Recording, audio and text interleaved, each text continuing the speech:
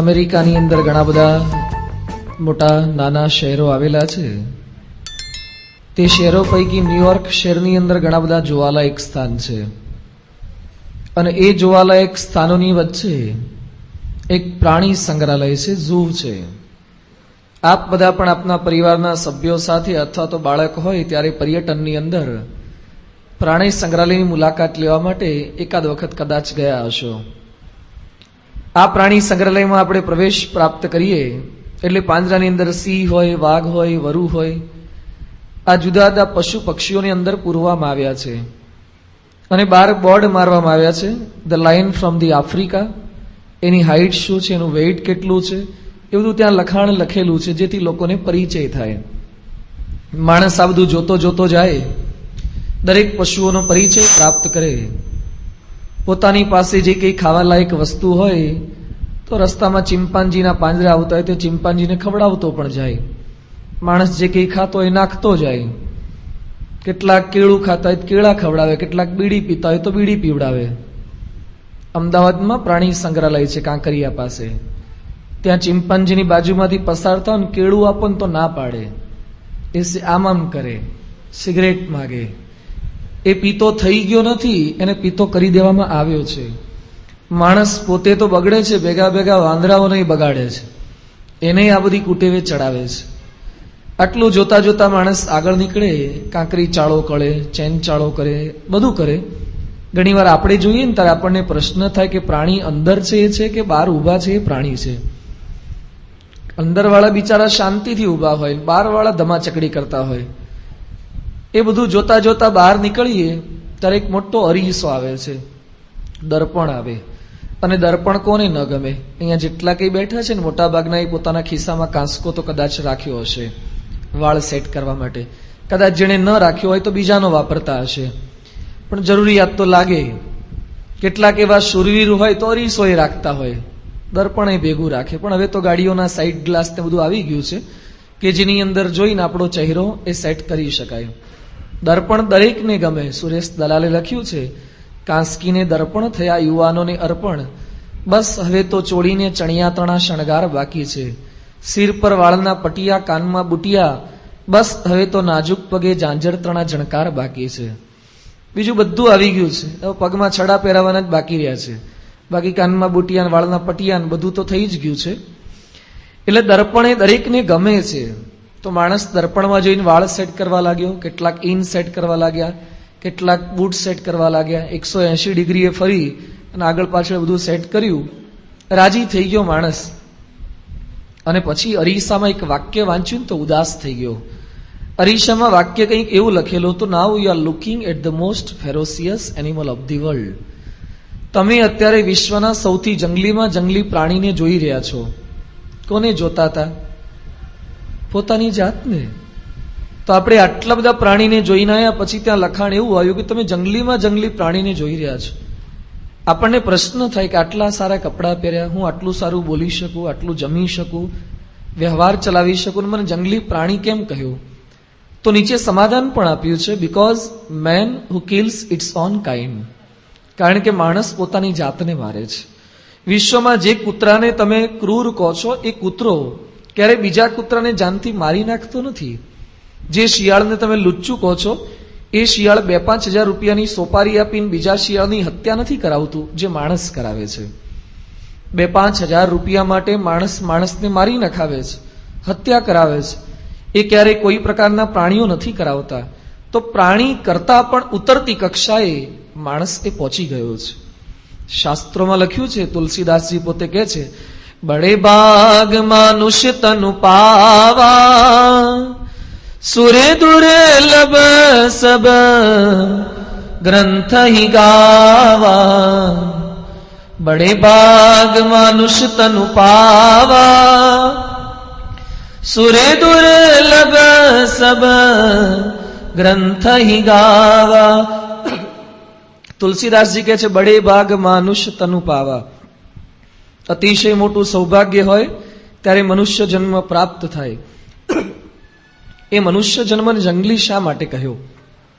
છાપામાં ઘણીવાર જાહેરાત આવે છે, અમારે માણસો જોઈએ છે, પણ વી વોન્ટ મેન નથી લખતા. ઘણીવાર લખે છે, વી વોન્ટ હોલી મેન, અમારે પવિત્ર માણસો જોઈએ છે. શા માટે માણસમાં આવા ભેદ પાડ્યા? ઘણીવાર આપણે કહીએ છીએ કે આ સારા છે અને આ નરસા છે, આ લાયક છે ને આ નાલાયક છે. માણસમાં આવા ભેદ કેમ પડ્યા?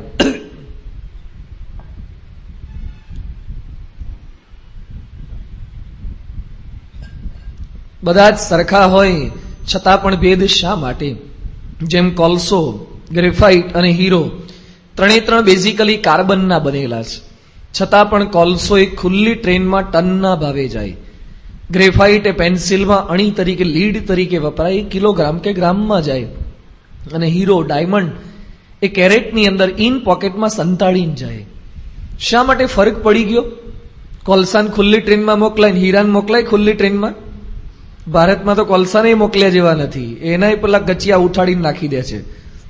તો કોલસાને ખુલ્લી ટ્રેનમાં મોકલાય, પેલું લખવામાં વપરાય અને પેલું ઇન પોકેટમાં સંતાડાય. ભેદ શા માટે પડ્યો? જે વિજ્ઞાન ભણ્યા હશે ને ખ્યાલ હશે, કેમિસ્ટ્રી ભણ્યા હશે ને.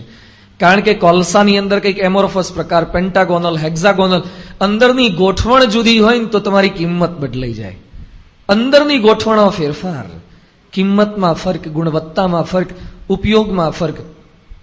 તમારા ઘરે જે ગોળ, ઘી, ખાંડ બધું સારામાં સારું વાપરો ને તો રોડ પર જે બધા બજાવતા હોય છે બજારું ખાણી પીણી વાળા, એના કરતા તો સારું વાપરીએ છીએ, છતાં પણ બહાર જેવો ટેસ્ટ આવે છે એવો ઘણીવાર ટેસ્ટ નથી આવતો.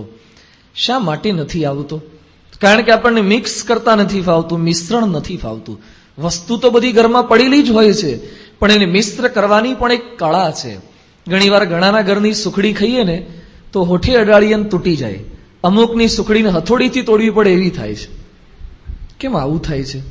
તકલીફ શું છે? એ લોકો ગોળ ખરાબ વાપરે છે, એ લોકો ઘી નથી સારું વાપરતા. બધું સારું હોય છતાં પણ બનાવતા ના આવડે તો પણ સારું થઈ શકતું નથી. એમ દરેક વ્યક્તિ પાસે બુદ્ધિ, શક્તિ, મનુષ્ય શરીર એ પણ સરખું, છતાં ઉપયોગ કરતા ના આવડે તો એનો સાચો લાભ પ્રાપ્ત નથી થતો. અંદરની ગોઠવણમાં ફેરફાર કંઈક કરવાનો છે. ગઈકાલથી સત્સંગી જીવન ધર્મગ્રંથનો શુભારંભ આપણે કર્યો. આ ગ્રંથની પારાયણ એ આવા કંઈક આંતરિક પરિવર્તન કરી શકે છે. અંદરની ગોઠવણમાં ફેરફાર થઈ જાય તો ખૂબ સારું લાગે છે. આપણને પણ એ શુભ ક્રિયા કરવાનું મન થતું હોય છે. ભગવાન અને સંતનો એ રાજીપો થાય છે. અંદરની ગોઠવણ મજબૂત હોય તો બહાર ગમે તેટલા વિઘ્નો આવે છતાં પણ કોઈ પ્રકારનો પ્રશ્ન પણ સર્જાતો નથી. એ ભગવાન અને સંતના ચરિત્રોને આધારે આપણે વાત સમજવાના છીએ. ગઈકાલે આપણે વાત જોતા હતા કે પ્રભુનું પ્રાગટ્ય થાય એ પહેલા પૃથ્વી ઉપર ભગવાનના માતા પિતા એ પ્રગટ થઈ ચૂક્યા. ધર્મદેવતાને ભક્તિદેવીનું પ્રાગટ્ય થઈ ચૂક્યું. તેઓના બંનેના લગ્ન થયા. તેઓના પિતા શ્રી બાલ શર્માએ આદર્શ પતિ પત્ની કેવા હોવા જોઈએ એનો ખૂબ સુંદર ઉપદેશ આપ્યો. ભગવાનની કૃપાથી થોડાક સમય તેઓના ત્યાં પ્રથમ પુત્ર રત્નની પ્રાપ્તિ થઈ, જેઓનું નામ રામ પ્રતાપ રાખવામાં આવ્યું છે. છપૈયાની અંદર રહેતા હતા એ સમયે લોકો ત્રાસ આપતા હતા. એ ત્રાસમાંથી મુક્તિ પામવા માટે કાશી પધાર્યા. ધર્મદેવતા અને ભક્તિદેવી કાશી ગયા. ત્યાંથી પ્રયાગ ક્ષેત્રમાં ગયા. ત્યાં રામાનંદ સ્વામીનું મિલન થયું. ક્ષત્રિય અને બ્રહ્મનિષ્ઠ એવા રામાનંદ સ્વામીના દર્શન કરતા જ હૃદયમાં શાંતિની અનુભૂતિ થઈ. બળતો જળતો આત્મા સંત સરોવર જાય, સત્સંગરૂપી લહેરમાં તરત ટાઢો થાય. આ સંતની અનુભૂતિ છે, ગુણાતીત સંતની અનુભૂતિ છે. જેમ તમે અત્તરની કે સ્પ્રેની, પરફ્યુમની દુકાનમાં જાઓ ને, એક પણ રૂપિયાનું પરફ્યુમ ન લો ને તો પણ બહાર નીકળો ત્યારે તમે સુવાસિત થઈને બહાર આવો, કંઈક સુગંધની અનુભૂતિ થાય. એક દુકાન પણ પોતાનો ભાગ ભજવે છે. ઊંઝામાંથી પસાર થતા હોય ને માર્કેટિંગ યાર્ડમાંથી, અને ઊંઝામાં એશિયાનું મોટામાં મોટું યાર્ડ છે, વરિયાળીનું, જીરુનું. ત્યાંથી ઇવન ખાલી ગાડી પસાર થતી હોય ને, ગ્લાસ બંધ હોય તો પણ તમને જીરુની, વરિયાળીની સ્મેલ આવે છે. એક બજાર પોતાનો ભાગ ભજવે છે તો ગુણાતીત સંત પોતાની શાંતિ આપવાનો ભાગ કેમ ન ભજવે? એના સાનિધ્યમાં શાંતિની અનુભૂતિ થાય. 30 જૂન 2001ના રોજ દિલ્હીમાં અબ્દુલ કલામ એ પરમ પૂજ્ય સ્વામીશ્રીના દર્શને પધાર્યા હતા. પ્રમુખ સ્વામી મહારાજના ચરણોમાં બેઠા. પછી અબ્દુલ કલામે ઉલ્લેખ કર્યો કે સ્વામીજી, દક્ષિણ ભારતમાં સંત તિરુવલ્લુવર થઈ ગયા, જેઓએ 1300 કવિતાનો ગ્રંથ રચ્યો છે. ખૂબ સુંદર કવિતાઓ છે. આ ગ્રંથની અંદર એમણે ઉલ્લેખ કર્યો છે કે જીવનની અંદર તમારા મનમાં ક્યારેક એક પ્રકારની વેદના ઊભી થશે. એ વેદનાને શમાવવા માટે દુનિયામાં કોઈ જ પ્રકારના ઉપાય નહીં હોય. એ વેદનાનો નાશ ક્યારે શક્ય બનશે કે દુનિયામાં કોઈક એવી વિભૂતિ હશે, મહાન શક્તિ હશે, જેની પાસે તમે જશો ત્યારે દિવ્ય કિરણો, દિવ્ય સ્પંદનો એના શરીરમાંથી બહાર નીકળતા હશે. You can't C it but you experience it. તમે એને જોઈ નહીં શકો પણ અનુભવ કરશો. વર્ષોથી હું 1300 કવિતાનો ધર્મગ્રંથ વાંચું છું, એની વાતો સાંભળી હતી, પરંતુ આજે આપના સાનિધ્યમાં બેઠો અને સ્પંદનોની અનુભૂતિ મને થાય છે. જો પ્રમુખ સ્વામી મહારાજના સાનિધ્યમાં એ શાંતિની અનુભૂતિ રાષ્ટ્રપતિ અબ્દુલ કલામ સાહેબને પણ થઈ. એ સંતના દર્શનનો પ્રભાવ છે. શાંતિ પ્રમાણે તેને સંત કહીએ. ધર્મ દેવતાને ભક્તિ દેવીએ એવા રામાનંદ સ્વામીના ચરણોમાં પ્રણિપાત કર્યા, પોતાના દુઃખની વાત કરી. રામાનંદ સ્વામી તેમને ભગવાનનો આશ્રય કરાવે છે. તુલસીની બેવડી કંઠી ધારણ કરાવે, કુમકુમ સાથે ચંદનની તિલકની આજ્ઞા કરે છે અને દીક્ષા મંત્ર અર્પણ કરે છે. શ્રી કૃષ્ણ ત્વમ ગતિર્મમ બ્રહ્માહમ કૃષ્ણ દાસોસ્મી. રામાનંદ સ્વામી વર્તમાન દીક્ષા આપીને કેટલોક ઉપદેશ આપે છે. અમે જ્યારે દીક્ષા ગ્રહણ કરીએ ત્યારે ગુરુ મંત્ર ગુરુ આપે છે. જેમ વર્તમાન આપણે ગ્રહણ કરીએ છીએ ત્યારે પૂજ્ય સંતો આપણને કાળ, માયા, પાપ, કર્મ એ પણ આપણને મંત્ર આપે છે અને આપણું પંચ વર્તમાન યુક્ત જીવન હોવું જોઈએ એવો કંઈક સંદેશ આપે છે. અહીંયા રામાનંદ સ્વામી એ ધર્મ દેવતાને ભક્તિ દેવીને કંઈક ઉપદેશ આપે છે. એ ઉપદેશનો ઉલ્લેખ કરતા શતાનંદ સ્વામી નોંધે છે, તપસ્વી ક્રોધ યુક્તોય કૃષ્ણ ભક્તસ્ય કામવાન સ્વધર્મસ્તોપ્ય ભક્તોય ત્યાગી લોભયુતસ્ય યો ગુરુ શિષ્ય વર્ગસ્વમ યથાશાસ્ત્રમ ન વર્તયેત યસ્ય જ્ઞાની સ્વયં ભૂત્વા બિંદ્યાદયુક્તા કૃતિમ હરે. રામાનંદ સ્વામી કહે છે કે એવા જે સાધુ, એવા જે સંન્યાસી જે ક્રોધયુક્ત હોય, તપસ્વી હોય પણ ક્રોધી હોય તો એનો સમાગમ પણ ક્યારેય ન કરવો.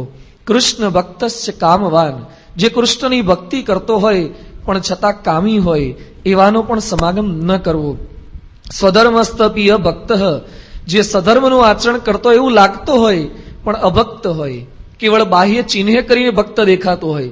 યોગી બાપા કહેતા કે એક સંન્યાસી હતા, લંગોટ ધારણ કરી રાખતા અને પછી સમય જતા કંઈક સંસારની અંદર પડ્યા, લગ્ન થઈ ગયા એના, લગ્ન થયા પછી પણ લંગોટી જ પહેરી રાખે, કઈ સારા કપડાં પહેરે નહીં. એના ઘરવાળાએ કીધું કપડાં પહેરો ભાઈ સાહેબ, જ્યાં સુધી સંન્યાસી હતા ત્યાં સુધી ઠીક છે, હવે તો લગ્ન થઈ ગયા તોય ન પહેરે, 2-3 દીકરા થયા તોય લંગોટો જ પહેરી રાખે અને કપડાં ધારણ ન કરે. એટલે પેલા ઘરવાળાએ વિનંતી કરી કે હવે સમાજમાં આપણે રહીએ છીએ, ખોટું દેખાય. એટલે પેલા ભાઈ સંન્યાસી શું વાત કરે છે, ચૂપ બેઠ બે, મેં અપને ગુરુ કા ધર્મ છોડ દઉં, મારા ગુરુએ જે મને લંગોટી પહેરવાની વાત કરી હતી એ ધર્મ છોડી દઉં? તારા ગુરુએ લગ્ન કરવાની વાતો કરી હતી, લગ્ન કરી નાખ્યા, 2-3 દીકરા થઈ ગયા, એમાં ગુરુનો ધર્મ ન છૂટી ગયો અને ઉપર કપડાં પહેરવામાં ગુરુનો ધર્મ છૂટી જાય છે. જો આ ખાલી બોલવા પૂરતો ધર્મ રહે છે, વર્તનની અંદર કોઈ પ્રકારનો ધર્મ રહેતો નથી. સ્વધર્મસ્તપીય ભક્ત, ધર્મની અંદર સ્થિર હોય એવું આપણને લાગતું હોય પણ અભક્ત હોય એવાનો પણ ક્યારેય સમાગમ ન કરવો. લોભયુતસ્ય, જે લોભયુક્ત હોય, યો ગુરુ શિષ્ય વર્ગસ્વમ યથા શાસ્ત્રમ ન વર્તયેત, જે વર્તે પણ નહીં અને વર્તાવે પણ નહીં. તેરી બી ચૂપ ઓર મેરી બી ચૂપ, એવાનો સમાગમ ન કરવો. અમેરિકામાં એક પુસ્તક બહાર પડ્યું, પુસ્તકનું નામ છે આઈ એમ ઓકે યુ આર ઓકે.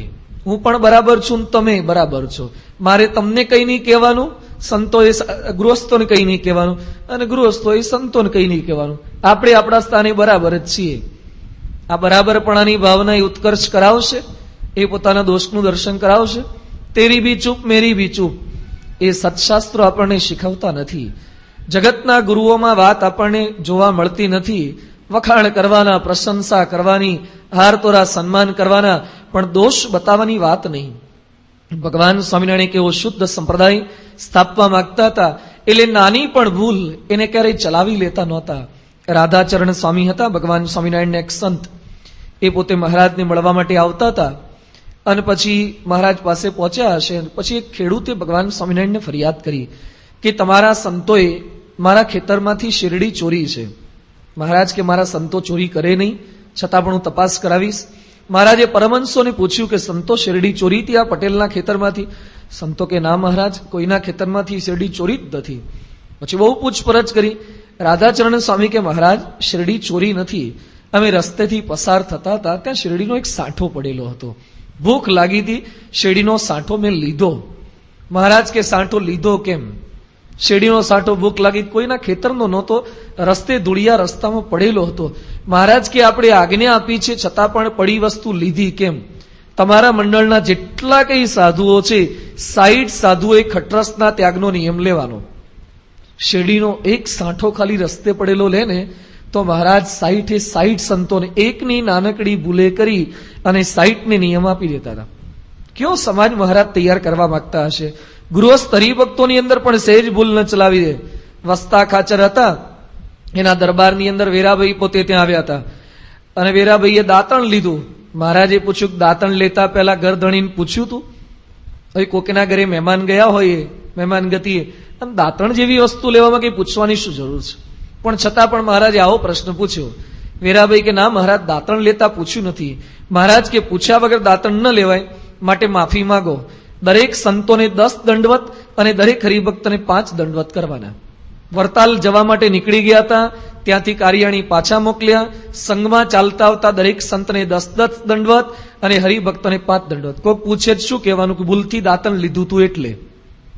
હવે આવી એકવાર સજા કરી હોય પછી દાંતણ લે કોઈ દિવસ? મહારાજ આટલો દિવ્ય સમાજ તૈયાર કરવા માંગતા હતા. યો ગુરુ શિષ્ય વર્ગસ્વમ યથા શાસ્ત્રમ ન વર્તેત. એ પોતે વર્તતા પણ હતા અને પોતાના તમામ આશ્રિત જનોને એ પ્રકારે વર્તાવતા હતા. ગુણાતીતાનંદ સ્વામીએ લખ્યું છે કે સૂરજ સરખી ગોદડીને ડાગ લગાડશો માં. ગુણાતીતાનંદ સ્વામી પણ ક્યારેય કોઈ એવા ધર્મભ્રષ્ટ માણસનું ચલાવી ન લેતા, એને વર્તવા માટેની પ્રેરણા આપતા હતા. આજે પરમ પૂજ્ય સ્વામીશ્રી પણ એક એવો દિવ્ય સમાજ તૈયાર કરી રહ્યા છે, વર્તન શુદ્ધિનો સંપ્રદાય. સાંઈ બાપા 80ની સાલમાં લંડનમાં આર્ક બિશપ ઓફ કેન્ટબરીને પોતે ત્યાં મળ્યા હતા. ખ્રિસ્તી ધર્મના વડા છે. એને મળ્યા પછી સ્વામીશ્રી સાથે વાર્તાલાપ થયો. એમણે વાત કરી તમારા કેટલા અનુયાયી? તો આપણા એ સમયે જે કે 4-5 લાખ ભક્તો હશે. સ્વામીએ પૂછ્યું આપના કેટલા? તો એ લોકોના તો લાખો કરોડોની સંખ્યામાં ખ્રિસ્તી ભક્તો છે. પછી સાંઈ બાપા એક પ્રશ્ન પૂછ્યો કે તમારા આટલા બધા ખ્રિસ્તી ભક્તો છે, એમાંથી 10 કમાન્ડમેન્ટ પાળનારા કેટલા? કે ઈસુ ખ્રિસ્તના જે કઈ 10 આદેશો છે એનું પાલન કરનારા કેટલા? તો પેલા માથું ખંજવાળવા માંડ્યા. સ્વામીશ્રીએ પોતે પોતાની ભાવના વ્યક્ત કરી, અમે વ્યક્તિના ધર્મ પરિવર્તનમાં નથી માનતા, અમે જીવન પરિવર્તનમાં માનીએ છીએ. ખાલી એને ગળામાં ક્રોસ પહેરાવી દઈએ એટલે કે એ સાચો ખ્રિસ્તી થઈ ગયો છે? એ હૃદયથી ખ્રિસ્તી બને. એમ આપણે હૃદયથી હિન્દુ બનીએ, હૃદયથી સ્વામિનારાયણ બનીએ, નિયમ ધર્મથી સ્વામિનારાયણ બનીએ. એ શુદ્ધ સંપ્રદાય એ પોતે સ્થાપવા માટે પૃથ્વી પર પધાર્યા છે. અને એક એવો દિવ્ય સમાજ તેઓએ તૈયાર કરેલો છે. બાળકો, યુવકો, બહેનો, ભાઈઓ દરેકના જીવનની અંદર આ પ્રકારની નિયમ ધર્મની દ્રઢતા એ આપણને જોવા મળે છે. આપણા ગંભીરસિંહ કરીને યુવક એ કારગિલની બોર્ડર ઉપર હતા, એમના પૂર્વાશ્રમના સગા થાય છે. એવા જે ગંભીરસિંહ બાપુ ત્યાં બોર્ડર ઉપર હતા, કારગિલ લડવા માટે ગયા હતા. પછી સારંગપુર ત્યાં પોતે આવ્યા હતા. પછી સંતો એમનો ઇન્ટરવ્યુ લીધો. એણે વાત કરી હતી ત્યાં કેવી તકલીફ પડે. ત્યાં -35 ડિગ્રી ટેમ્પરેચર હોય, ખાવા પીવાની કઈ વસ્તુઓ બરાબર ન મળે. આપણા ઘરે જેમ થેપલા છુંદો બધું ખાઈએ એમ ત્યાં કઈ ઉપર થોડું આ બધું પ્રાપ્ત થાય. કેટલું વજન, 60 કિલો મિનિમમ વજન ઉચકીને ચાલવાનું હોય બધું ત્યાં. પાણી કઈ રીતે પીવાનું? તો પાણીની બોટલ આપે પણ એ ઠંડી થઈ જાય, ડિફ્રીઝ થઈ ગયું હોય એટલે બરફને ઓગાળવાનો, પાણી પીવાનું, પૂરી નાખી જાય, ડ્રાય ફ્રૂટ હેલિકોપ્ટરથી નાખી જાય, એ બધું જમવાનું. આવી વિપરીત પરિસ્થિતિની વચ્ચે ગમે ત્યારે પાકિસ્તાન વાળાની ગોળીઓ તો પાછી આવે જ. શરીર ઉપર પેલા ઝાડના પાંદડા વીંટાળીને ચાલવાનું અને થોડોક કલાક આરામ કર્યો ના કર્યો ફરીથી પાછું લડવા માટે એલર્ટ થઈ જવાનું. આવી પરિસ્થિતિમાં પણ પ્રમુખ સ્વામી મહારાજના યુવક ત્યાં ભગવાનનું સ્મરણ ને માળા કરવાનું ચૂક્યા નથી. જો આને નિયમ ધર્મની દ્રઢતા કહેવાય. સાનુકૂળ સંજોગોમાં તો બધા કરી શકે, પરંતુ વિપરીતતાની વચ્ચે પણ ક્યારે નિયમ ધર્મને નેવે ન મૂકે એવો શુદ્ધ સમાજ તૈયાર કરે એ સાચા સંત છે, એ સાચા ભગવાનનું લક્ષણ છે. મહારાજે કેવો દિવ્ય સમાજ તૈયાર કરવા માટે આવ્યા હતા. એ રામાનંદ સ્વામી વાત કરે છે કે જે પ્રભુનો આકારનું ખંડન કરે એવાનો પણ સમાગમ ન કરવો. જે ભગવાનના આકારનું ખંડન કરતા હોય, નિરાકારપણાનું પ્રતિપાદન કરતા હોય, એનો પણ સમાગમ ન કરવો. આ પ્રકારે ઉપદેશ ગ્રહણ કરી ધર્મ અને ભક્તિ એ પોતે છપૈયા પધાર્યા. છપૈયામાં ખૂબ શાંતિથી રહેતા હતા. રામાનુજાચાર્ય કૃત ગીતા ભાષ્યાદિકનો અભ્યાસ પોતે કરતા હતા, પોતાના શિષ્યોને પોતે કરાવતા હતા. પરંતુ એ લોકોનો આવો ઉત્કર્ષ જોઈ, ધર્મ દેવતાની આવી સુખ સાહેબી જોઈ અને કેટલાક લોકોએ વિરોધ કરવા લાગ્યા, ત્રાસ આપવા લાગ્યા. ધર્મસ્ય જીવિકા વૃત્તિમ ધનાની શતશસ્યગા ઝુહૃયાનાદિ ચક્રુશ્ય બહુદા તે અપમાનના. ધર્મ દેવતાનું અપમાન કરવા લાગ્યા.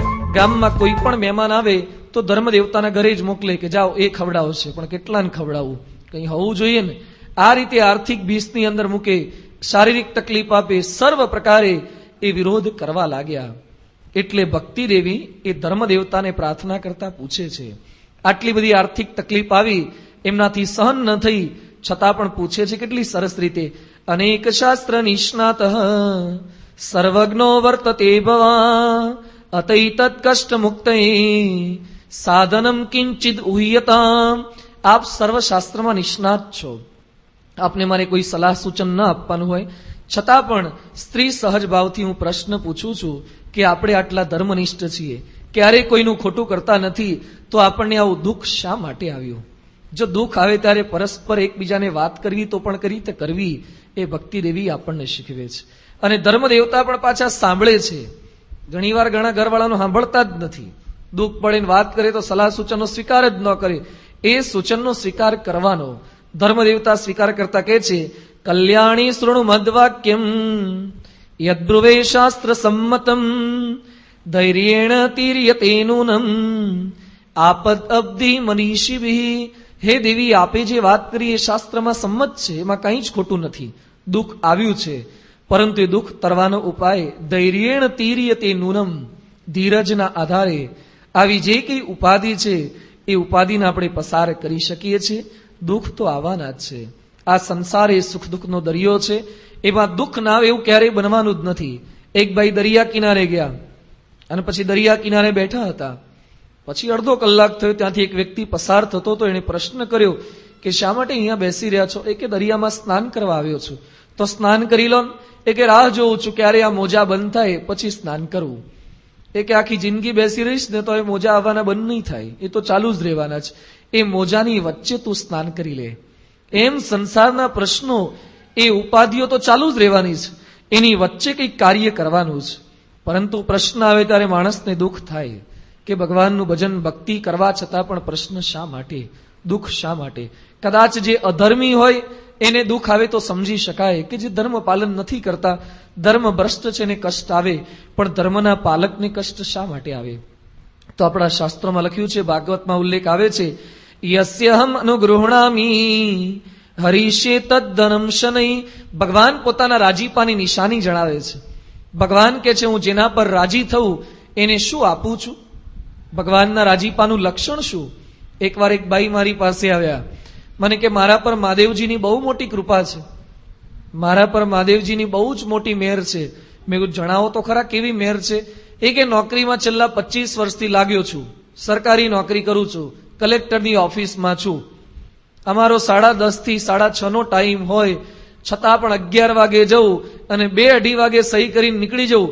આજ સુધી કોઈ કશું જ પૂછતું નથી. મહાદેવજીની બહુ મોટી કૃપા છે. પકડાતો જ નથી, ગમે તેટલું આગુ પાછું કરું તોય. નોકરીમાં આવા ધંધા કરો, ટાઈમે ન જાઓ, લાંચ લો અને ન પકડાવો, એને મહાદેવજીની કૃપા કહેવાય? તો મહાદેવજીની કૃપા શું છે? ભગવાન અને સંતની કૃપા શું?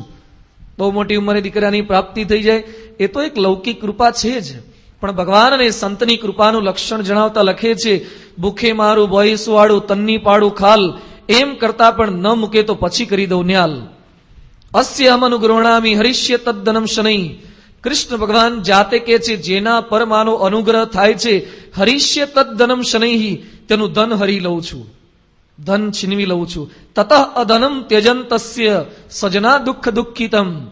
એવા માણસને દુઃખી કરાવું છું, એના સ્વજનો દ્વારા, અન્ય લોકો દ્વારા એ દુઃખી થાય અને પછી એના ઉપર ભગવાન અને સંતની કૃપા વર્ષા થાય છે. આપણે આને કૃપા મનાય? ભગવાન આવું કહે કે બાપાનો કુરાજીપો થયો લાગે છે, કંઈ ભલીવાર જ આવતો નથી, નોકરીમાં ઠેકાણું પડતું નથી, દીકરા થતા નથી. આ કુરાજીપો નથી. ભગવાન અને સંત કદાચ કંઈક આપણી કસોટી કરતા હોય, એ દુઃખ તો આવવાના છે, પણ દુઃખની અંદર એ પ્રકારની સ્થિરતા. પૂર્વના ભક્તો એવા થયા છે કે દુઃખોની અંદર પણ ધીરજ હાર્યા નથી. ભગવાન કસોટી કરે એમાં પણ પાછા પડ્યા નથી. મહાભારતમાં મયુરધ્વજ રાજાનો ઉલ્લેખ આવે છે. કૃષ્ણ ભગવાનને ખબર પડી કે મયુરધ્વજ પણ એવા દાનેશ્વરી રાજા છે, સત્યનિષ્ઠ રાજા છે. એની કસોટી કરવા માટે કૃષ્ણ પરમાત્મા એ યુધિષ્ઠિરને પાંડવો સાથે પોતે ત્યાં પધાર્યા. વેશ પલટો કરી નાખ્યો હતો, બ્રાહ્મણનો વેશ ધારણ કર્યો હતો. ત્યાં પહોંચ્યા અને યાચક વેશે ગયા પછી ભિક્ષાનદેહી બોલી અને માગણી કરે છે ભિક્ષાની. મયુરધ્વજ રાજા એ તો સત્યનિષ્ઠ ધર્મનિષ્ઠ રાજા હતા, એટલે કે આપને જે કંઈ જોઈતું એ માગી લો. એ વખતે બ્રાહ્મણ વેશમાં રહેલા કૃષ્ણ ભગવાન કહે છે કે તારું જમણું અંગ કાપીને મને આપ. શું આપવાનું? જમણું અંગ આપવાનું, શરીરનું જમણું અંગ. એ પણ શરત શું કે તારી પત્ની અને તારો દીકરો એ બંને કરવત લઈને કાપે. પત્ની ને દીકરો બંને કરવત લઈને માથેથી કાપે અને જમણું અંગ આપવાનું. ત્રીજી શરત, તારી બે આંખો, તારી પત્નીની બે આંખો, તારા દીકરાની બે આંખો, 6 આંખમાંથી એક પણ આંખમાંથી આંસુનું ટીપું ન નીકળવું જોઈએ. અને આ રીતે દાન કરવાનું. આ શક્ય લાગે છે? જેવી આ વાત સાંભળી સેનાપતિ ઉભા થઈ ગયા, સૈનિકો ઉભા થઈ ગયા. કાઢો બ્રાહ્મણને, આવી કઈ માગણી હોતી હશે? રાજાને મારવા આવ્યો છે? રાજાજી બધાને ચૂપ કરે છે. એ કે ભલે, એણે આવી માગણી કરી છે. અને પછી પોતે કહે છે કે કાં આવું મૂર્ખો માણસ માગે કાં ભગવાન માગે. આ મૂર્ખો તો નથી લાગતો, થોડોક બુદ્ધિશાળી લાગે છે. આજે ભગવાન મારા ત્યાં યાચક બનીને આવ્યા છે. એમના મનમાં એમ છે કે મારા જેવું કોઈને માગતા ના આવડે. આજે મારે બતાવી દેવું છે કે મારા જેવું કોઈને આપતાય ન આવડે, અને આપી બતાવવું છે. મયુરધ્વજે સંકલ્પ કર્યો, પત્નીને વાત કરી, દીકરાને તૈયાર કર્યા. બંને તૈયાર થયા, કરવટ લાવવામાં આવી. હજુ લોકો સમજાવે છે કે મરી જશો. મયુરધ્વજ કે ભલે મરી જવાય, પણ આજે તો આપી બતાવવું છે. કરવત હાથમાં લીવડાવી મયુરધ્વજ પોતે બેઠા છે અને પત્નીને દીકરો કાપવાનો પ્રારંભ કરે છે. આપણને સે ટાંકણી અડી જાય ને કેટલી વેદના થાય છે. આ કરવતથી આખું મસ્તક કાપવાનું, શું વેદના નહીં થતી હોય? મયુરધ્વજના મસ્તક એક કાપી રહ્યા છે, લોહીની ધારા છૂટી. કેટલાક તો બેભાન જેવા થઈ ગયા, કેટલાક ત્યાંથી ભાગી ગયા કે આ દ્રશ્ય નહીં જોઈ શકાય. અને છેક ગળા સુધી કપાતા કપાતા આવ્યું અને કૃષ્ણ ભગવાન ત્યાંથી ઉપડ્યા. એ કે અમારે જવું છે. પણ ક્યાં જવું છે? આ લેવાનું નથી? એ કે ના, કે અમારે કામનું લાગે એવું રહ્યું નથી. કેમ કામનું લાગે એવું નહીં? એ કે અમારી શરતનો ભંગ થયો છે. શું થયું છે? એની એક આંખમાંથી આંસુનું ટીપું કેમ પડ્યું? અને મયુરધ્વજ રાજાને હજી જીવ હતો, બોલી શકતા હતા. મયુરધ્વજ ભગવાનને કહે છે, ભગવાન નજીક આવીને જરા જુઓ તો ખરા, કઈ આંખમાંથી આંસુનું ટીપું પડ્યું છે. કૃષ્ણ ભગવાને જોયું તો ડાબી આંખમાંથી આંસુનું ટીપું પડ્યું હતું. એ વખતે ભગવાન કહે છે, તને વેદના થઈ, દુઃખ થયું, ત્યારથી સહન ન થયું એટલે તારી આંખમાંથી આંસુ નીકળ્યું. મયુરધ્વજ કહે છે, પ્રભુ મારે આ શરીરની વેદના જોઈને આંખમાંથી આંસુનું ટીપું નથી પડ્યું, પરંતુ મારી ડાબી આંખ આજે એટલે રડે છે. એ વિચાર કરે છે કે જમણી અને ડાબી અમે બંને સગી બહેનો, સાથે જન્મ પામ્યા, સાથે ઉછેર પામ્યા, પરંતુ પૂર્વ જન્મના મારા એવા કયા પાપ હશે કે હું ભગવાનના કામમાં ના આવી એટલે રડે છે. અને જમણી ભગવાનના કામમાં આવી ગઈ. મયુરધ્વજની તો એક આંખમાંથી આંસુનું ટીપું પડ્યું હતું, કૃષ્ણ ભગવાનની બંને આંખમાંથી આંસુ નીકળી ગયા. જો આ ભક્ત કહેવાય, જે ભગવાનને પણ કસોટીની અંદર પાછા પાડી શકે છે. દુઃખ તો આવે, પણ એ દુઃખ મુક્તિનો ઉપાય એ કઈ ભાગી છૂટવું, મરી જવું કઈ ઉપાય નથી. 10મા 12માની પરીક્ષાનું રિઝલ્ટ આવે ને ત્યારે અમદાવાદમાં કાંકરિયા પાસે, વડોદરામાં સુરસાગર, જામનગરમાં લખોટા પોલીસ ગોઠવવામાં આવે. શેના માટે પોલીસ ગોઠવી દેવામાં આવે છે? અંદર એલા મગર બહાર ન આવી જાય એટલે નહીં, બહાર એલા મગર અંદર ન પડી જાય એટલે. આ બહાર બધા હોય છે ને, અંદર ડૂબકીઓ લગાઈ રહે, મરી જાય, એના માટે પોલીસ ગોઠવે છે, સલામતી વ્યવસ્થા. અમદાવાદમાં પોલીસ આ રીતે ગોઠવાયેલી હતી અને એક છોકરો ત્યાં ગયો. પોલીસે પૂછ્યું, શું કરવા આવ્યો? એ કે મરી જવું છે. કેમ મરી જવું છે? એ કે 12મા ધોરણની પરીક્ષા આપી, આટલી મહેનત કરી, મારા બા બાપુજીએ ટ્યુશન કરાવ્યા, છતાં પણ આમ નપાસ થયો, સાવ સરખા ટકા ન આવ્યા. એ કે મરી જઈશ પછી શું થશે? પોલીસ વાળો બુદ્ધિશાળી હતો. એ કે મરી જઈશ પછી શું થશે? એ કે નવો જન્મ લઈશું. નવો જન્મ લીધા પછી એ કે ફરતી ભણશું, અને ફરતી ભણીને 12માં પહોંચીને સારા ટકા લાવશું. બહુ હાલો આ દૂરનું વિચારી શકતો હતો વિદ્યાર્થી, આટલું બધું દૂરનું. એ કે મરી ગયા પછી નવો જન્મ ફરતી પરીક્ષા. એટલે પોલીસ વાળાએ વાત કરી કે તું નવો જન્મ ધરીશ તો સીધો 12માં આવી જઈશ. એ કે 12માં કેમનું હોય? બાલ મંદિરમાં પહેલા જવું પડે, બાલ મંદિર પહેલા બાળોતિયા બગાડવા પડે. એ પહેલા ધીમે ધીમે કરતા 12માં પહોંચે. એક ધોરણની મિનિમમ ગવર્મેન્ટ લેતી હોય 3 પરીક્ષા, અને ટ્યુશન વાળા લે તો પાછી વધારાની. તો 12 તરી 36 પરીક્ષા આપીશ ત્યારે તું 12મા ધોરણની ફાઇનલ પરીક્ષા આપી શકીશ. અને એમાં પાછા ટકા આવે કે ના આવે કઈ નક્કી નહીં, એના કરતા ડોબા ઓક્ટોબરની આપીને પાસ થઈ જાય. શું માથાકૂટ કરે છે? છેક 12માની પરીક્ષા ફરતી આપવી 12 વર્ષ પછી અને ટકા લાવવા, હિંમતામાં હારી જવું, તો એના કરતા તાત્કાલિક એક ઉપાય કેમ ન થઈ શકે? આજે માણસો દુઃખ આવે ત્યારે દુઃખ મુક્તિ માટે આત્મહત્યા કરી લે છે. આજે સમાજનું બહુ મોટું દૂષણ છે. ભગવાન સ્વામિનારાયણ શિક્ષાપત્રીમાં એટલે વાત દ્રઢ કરાવી છે, મારા આશ્રિતોએ ક્યારેય ગમે તેટલી ઉપાધિ આવે પરંતુ આત્મહત્યા તો ક્યારેય કરવી જ નહીં. મરી જવું એટલે કે આત્મહત્યા કરી લેવી એ દુઃખ મુક્તિનો ઉપાય છે? અરે આ જન્મે મરી જશો તો આવતા જન્મે દુઃખ તો બધા ઉભા જ રહેશે.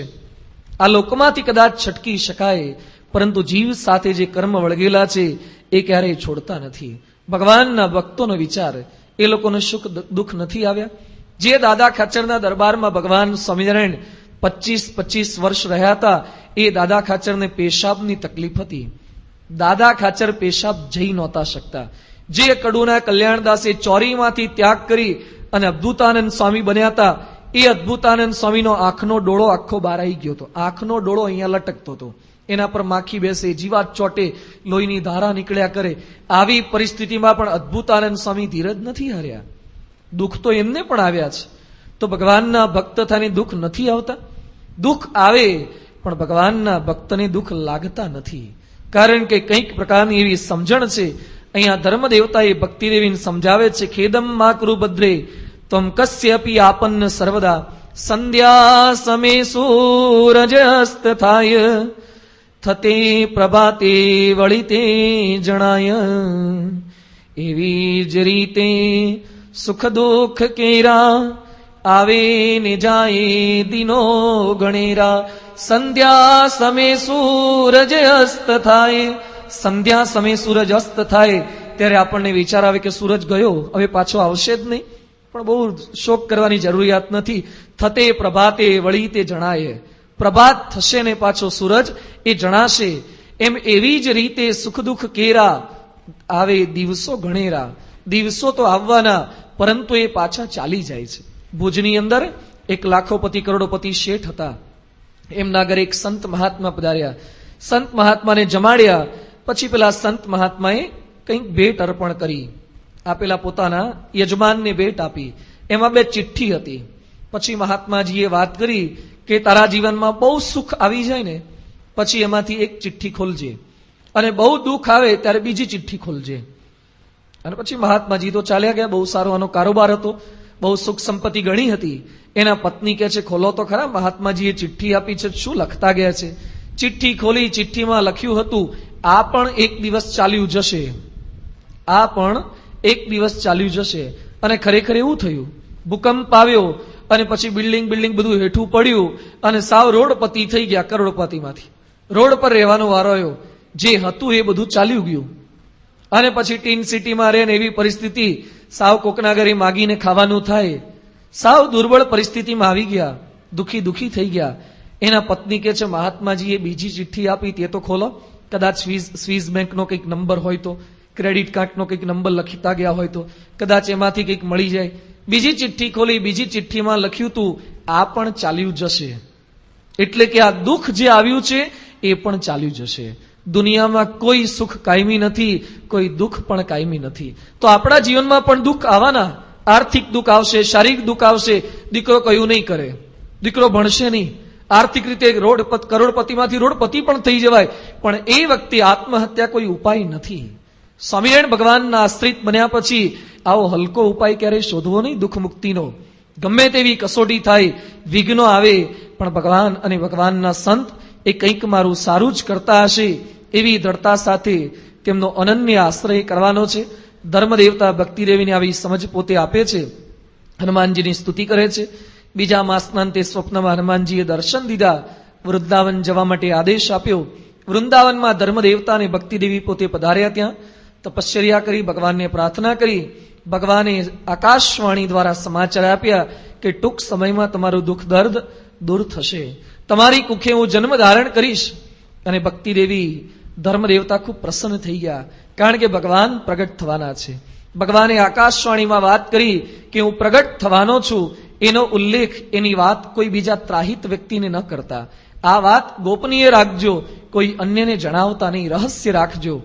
ધર્મદેવતા અને ભક્તિદેવી એ છપૈયા પાછા ફરી રહ્યા હતા. રસ્તાની અંદર એક ઝાડ નીચે વિસામો લેવા માટે બેઠા, ત્યાં એવા સમામાં એક તપસ્વી આવ્યો. ભક્ત ચિંતામણીમાં નિષ્કુળાનંદ સ્વામી લખે છે, એવા સમામાં મળ્યો તપસી રે, જેને જોઈ જાય ચિત્ત ખસી રે. એવો એક તપસ્વી આવ્યો. ધર્મ દેવતાને જોયા પછી તપસ્વી એ પૂછે છે કે આપ કોણ છો? ધર્મ દેવતાએ વાત ખાનગી રાખવાની હતી, એના બદલે બ્રાહ્મણ જાણી અને ધર્મ દેવતા બધું જણાવી દે છે કે હું ધર્મ છું, આ મારી પત્ની ભક્તિ છે, તપશ્ચર્યા કરવા ગયા હતા, ભગવાને આકાશવાણી દ્વારા કીધું છે કે તમારી કુખે જન્મ ધારણ કરીશ. જેવી આ વાત સાંભળીને પેલો અઠહાસ્ય કરવા લાગ્યો, ખડખડાટ હસવા લાગ્યો. ધર્મદેવતા પૂછે છે આપ કોણ છો?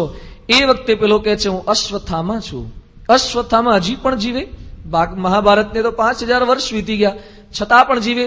તો શાસ્ત્રમાં લખ્યું છે અશ્વત્થામા બલિર્વ્યાસો હનુમાનશ્ચ વિભીષણ કૃપઃ પરશુરામશ્ચ સપ્ત એતે ચિરજીવિનઃ. જે 7 જણાને ચિરંજીવ ગણાવ્યા છે તે પૈકીના અશ્વત્થામા હતા. એ અશ્વત્થામા ધર્મદેવતાને ભક્તિદેવીને શાપ આપતા પોતે કહે છે સતે પુત્રો ન શક્નોતુ શસ્ત્રમ ધારયિતુમ ક્વચિત વિનાયેન ભવેત નૈવ નિજ વૈરી વિનાશિનમ ઉલ્લંઘ્ય સતુ મદ્વાક્યમ ધારયિષ્યતિ કર્હિચિત શસ્ત્રમ ચેત પ્રાપ્સ્યતિ તદા સ્વવૈરીભ્યો વિનાશનમ. અશ્વત્થામા શાપ આપતા કહે છે તારો દીકરો ભલે ભગવાન દીકરા બનીને આવે, પરંતુ જીવન દરમિયાન અસ્ત્ર કે શસ્ત્ર ક્યારેય ધારણ નહીં કરી શકે. ધર્મદેવતા અને ભક્તિદેવી દુઃખી બની ગયા કે ભગવાન પૃથ્વી પર અસુરોનો સંહાર કરવા માટે આવવાના છે અને અસ્ત્ર ને શસ્ત્ર ધારણ નહીં કરી શકે તો અસુરોનો નાશ એ કઈ રીતે કરી શકશે? દુઃખી બની ગયા. પણ ધર્મદેવતાને ભક્તિદેવીને ક્યાં ખ્યાલ છે કે ભગવાન અસ્ત્ર કે શસ્ત્ર ધારણ ન કરે છતાં પણ અસુરોનો નાશ કરી શકે છે. હિરણ્યકશ્યપુને મારવા માટે ભગવાને નવું સ્વરૂપ ધારણ ન કર્યું, હાથમાં અસ્ત્ર કે શસ્ત્ર ધારણ નતું કર્યું. દિવસ નહીં રાત નહીં સંધ્યા કાળે ભગવાન કે બધી તારી શરત પ્રમાણે તન મારવો છે, પણ મારવો છે નક્કી, એમાં સેટ પણ ફેરફાર થવા દેવો નથી. ભગવાન સમર્થ છે, સમર્થ શું ન કરે પ્રભુ પલમાં ચાહે શું કરે. ભસ્માસુર કરીને એક રાક્ષસ થઈ ગયો, એ તપશ્ચર્યા કરવા માટે બેઠો હતો, સાધના કરી. પેલા તો રાક્ષસોય તપ કરતા, અત્યારે તો જો કે માણસોય નથી કરતા. પેલા એ લોકો સાધના કરતા હતા, તપ કરતા હતા અને વર્ષો સુધી ઉપવાસ કર્યા. બ્રહ્માજી પ્રસન્ન થયા. બ્રહ્માજી કહે છે માગ માગે તે આપું. અને ભસ્માસુર કહે છે પ્રભુ ખરેખર રાજી થયા હોય ને તો હું જેના માથા ઉપર હાથ મૂકું ને એ બળીને ખાક થઈ જાય. જેના માથે હાથ મૂકું બળીને ખાક થઈ જાય. તપ કર્યું પણ હતો તો અસુર ને, એટલે આવી જ વૃત્તિ એના મનની અંદર હતી. બ્રહ્માજી કે તથાસ્તુ, જા કે એ પ્રમાણે થશે, તારી અંદર એવો પાવર આવી જશે, જનરેટર થઈ જશે જેને માથે હાથ મૂકીને બળી જશે. અને પેલો રાજી થઈ ગયો. રાજી થયા પછી એણે પોતાનો હાથ લાંબો કર્યો અને બ્રહ્માજીના માથે મૂકવા ગયો. અલા બ્રહ્માજી કે મેરી બિલ્લી મુझे म्याऊ, હમણાં તને આશીર્વાદ આપ્યા ને તું મારા માથે હાથ મૂકે? એ કે ટેસ્ટિંગ તો કરવું પડે ને. કે અત્યારે ડુપ્લિકેશનનો જમાનો છે, ભેળસેળ વાળા આશીર્વાદ હોય તો શરૂઆત તમારાથી જ કરીએ ને. બ્રહ્માજીની પાછળ પડ્યો, બ્રહ્માજી આગળ જાય, પેલો પાછળ જાય, દોડ્યા કરે. બ્રહ્માજી ગભરામણમાં આવી ગયા, આરો અસુર માથે હાથ મૂકી દે અને આશીર્વાદ સાચા હતા, મરી જવાય તો. શિવજી પાસે ગયા. શિવજીને કે પ્રભુ તમે સંહારના દેવતા છો, આ રાક્ષસને મારી નાખો જેથી હું બચી જાઉં. શિવજી કે આપણે હોલસેલનો ધંધો કરીએ છીએ, આવા રિટેલમાં પડતા નથી. મોટો ભૂકંપ લાવવાનો હોય, સુનામી લાવવાનું હોય, એક સાથે બધાને ઉડાડવાના હોય ને, તારે મોટા દેવતા છે, સંહારના દેવતા છે, એ ઉપર જાઓ, એ આપણું કામ નહીં. અને પછી વિષ્ણુ ભગવાન પાસે પહોંચ્યો. એ કે ભગવાન રક્ષા કરો, બચાવી લો. શું થયું? આ પાછળ ભસ્માસુર આવ્યો છે, મેં વરદાન આપ્યું અને માથે હાથ મૂકશે તો મરી જઈશ. વિષ્ણુ ભગવાન કે વરદાન આપવાના બહુ અભરખા જાગે છે, જેને તેને દીધા જ કરો છો. થોડીક પાત્રતાનો વિચાર તો કરવો જોઈએ કે નહીં? એક ભગવાન ભૂલ થઈ ગઈ છે, રક્ષા કરો. વિષ્ણુ ભગવાન કે વાંધો નહીં, સાઈડ પર બેસી જાઓ, વેઇટિંગ રૂમમાં આગળનો કાર્યક્રમ હું પતાવું છું. અને વિષ્ણુ ભગવાને પછી મોહિની સ્વરૂપ ધારણ કર્યું. રૂપના અંબાર પોતે બની ચૂક્યા હતા. આજની ભાષામાં કેવું તો મિસ વર્લ્ડ કે મિસ યુનિવર્સ કંઈક ભગવાન બની ગયા છે. મોહિની સ્વરૂપ ધારણ કરી અને પછી પોતે આગળ ચાલવા લાગ્યા. પાછળ પેલો ભસ્માસુર આવતો હતો. ભસ્માસુર બ્રહ્માજીની પાછળ પડ્યો હતો, પણ રૂપ દેખાયું એટલે તરત એની અંદર એની વૃત્તિ ચોંટી ગઈ. એ મોહિનીની પાછળ ચાલવા લાગ્યો. પેલી બાઈ કે છે મારી પાછળ કેમ ચાલે છે? એક મારી સાથે લગ્ન કરો ને. પહેલી જ મુલાકાતને લગ્નની વાત કરે છે. એ કે શા માટે લગ્ન? એ કે ના, કે મારી સાથે તમે લગ્ન કરો. ના કે હું કોઈની સાથે લગ્ન નથી કરતી, ના કે મારી સાથે કરો. એ કે લગ્ન કરવા એ તો મારી કેટલીક શરતો છે. એ કે શું શરત છે? એ કે હું કહું એમ કરવાનું. શું શરત છે? હું કહું એમ કરવાનું તો લગ્ન કરવું. પહેલેથી આ શરત ચાલી આવે છે. અમે કહીએ એમ કરો ને તો લગ્ન થાય. બોલો કે ભાઈ સાહેબ કહેશો એમ કરશું, પણ લગ્ન કરો. પછી કે હું નૃત્ય કરીશ અને તારે નૃત્ય કરવાનું. અલા ભાઈ સાહેબ મને નૃત્ય કરતા ન ફાવે. એ વખતે દાંડિયા રાસ કે આ બધા ગરબા પાર્ટી પ્લોટ નહોતા. નહીં તો એકાદ આંટો મારી આવે તો થોડાક સ્ટેપ લેતા એને ફાઈ ગયા હોત, સનેડાના કે બધા જાત જાતના. એને ક્યાંથી ફાવે? એ કે હું કઈ આવું બધું શીખ્યો નથી. એ કે ના, કે નૃત્ય કરવું પડે જો મારી સાથે લગ્ન કરવા હોય તો. અને પછી તૈયાર કર્યો કે કથકલી નૃત્ય કરવાનો છે. અને સામે પેલાને ઉભો રાખ્યો. આ બાજુ મોહિની ઉભા રહ્યા. એ કે કમર પર હાથ મૂક. રાક્ષસને કમર પર હાથ મુકાવ્યો. બોલ કે થા. એ કે થા. પછી અહીંયા કેડ પરથી ઉપર છાતી પર હાથ મુકાય. એ કે થઈ. થા થઈ, થા થઈ. અડધો કલાક સુધી નૃત્ય કરાયું. પરસે રેબજેબ કરી નાખ્યો. પછી એનો જ હાથ આમ જમણો હાથ બધે મુકાય કરે. થા થઈ, થા થઈ, થઈ. માથે હાથ મુકાયો અને થવાની હતી એ થઈ. બળીને ભસ્મ થઈ ગયો. લોકોને મારવા જતો તો બળી ગયો. બ્રહ્માજી બારા. એક ભગવાન તમે બહુ હોશિયાર છો કે કોઈ પણ જાતના અસ્ત્ર શસ્ત્ર વગર એના જ પાવરથી, જેમ પેલા લાદેનના માણસોએ કર્યું ને, અમેરિકાના જ વિમાન, અમેરિકાનું પેટ્રોલ, અમેરિકાના બિલ્ડિંગ તોડ્યા, માણસોને મારી નાખ્યા. આને બુદ્ધિશાળી કહેવાય. એમ ભગવાને એવી બુદ્ધિ વાપરીને એ લોકોને ઉડાડી માર્યા. જો ભગવાન સમર્થ છે, એ અસ્ત્ર કે શસ્ત્ર ધારણ ન કરે છતાં પણ રાક્ષસનો સંહાર કરી શકે છે. ધર્મ દેવતાને, ભક્તિ દેવીને સંતો કંઈક આવી ધીરજ બંધાવે છે કે આપ ચિંતા ન કરો, આપના ઘરે ભગવાન પ્રગટ થશે. એ ભગવાન તો સમર્થ હોય છે અને કંઈક આવા અસ્ત્ર શસ્ત્રની જરૂરિયાત પડતી નથી. ભગવાને પોતે સંકલ્પ કર્યો છે ભક્તિ દેવીના કુખેથી જન્મ ધારણ કરવાનો. ભગવાન અથ જીવાનામ શ્રેયસે કરુણાનિધિ. ભગવાન હવે પ્રગટ થવાના છે. પૂર્ણ પુરુષોત્તમ નારાયણના પ્રાગટ્યની વેળા નજીક આવી છે. પૂર્ણ પુરુષોત્તમ નારાયણે પ્રગટ થવાનો સંકલ્પ કર્યો. ધર્મ દેવતાએ, ભક્તિ દેવીએ પોતાના શરીરની અંદર, મનની અંદર દિવ્ય ચેતનાનો સંચાર થતો હોય એવી અનુભૂતિ થવા લાગી છે. ભક્તિ દેવીએ પ્રસૂતિ કાળની અંદર પ્રવેશ કર્યો છે. સૂતિકા ગૃહની અંદર પોતે સ્થાન ગ્રહણ કર્યું. ધર્મદેવે સોષ્યંતી હોમની તૈયારી રાખી. પ્રભુ જન્મનો દિવસ હવે નજીક આવી ગયો છે. ચૈત્ર સુદ નવમીનું પ્રભાત. આજે અવનવા રંગો સજી અને પોતે તૈયાર બન્યું છે. કારણ કે આજે કોણ પ્રગટ થવાનું હતું? 50 વર્ષ અને દોઢ પહોર સુધી વિરાટ બ્રહ્માએ જે સ્તુતિ કરી હતી એ સ્તુતિ આજે સાકાર થવાની હતી. આજે ભક્તોને અસુરોના ત્રાસમાંથી મુક્ત કરાવનારા ભક્ત વત્સલ ભગવાન પ્રગટ થવાના હતા. લુપ્ત થયેલા બ્રહ્મચર્યાશ્રમને પુનઃ સ્થાપિત કરનાર બ્રહ્મચર્યના સ્થાપક અને પ્રવર્તક એવા મહારાજ પ્રગટ થવાના હતા. જીર્ણ થયેલી ભક્તિને નવપલ્લવિત કરે એવા ભક્તિના લાલ એ આજે પ્રગટ થવાના હતા. ધર્મ ભ્રષ્ટ થયેલા જીવોને એકાંતિક ધર્મની દ્રઢતા કરાવી શકે એવા એકાંતિક ધર્મના ધારક એ આજે પોતે પ્રગટ થવાના હતા. દરેક પ્રકૃતિના તત્વો, દેવતાઓ આનંદમાં આવી ગયા છે.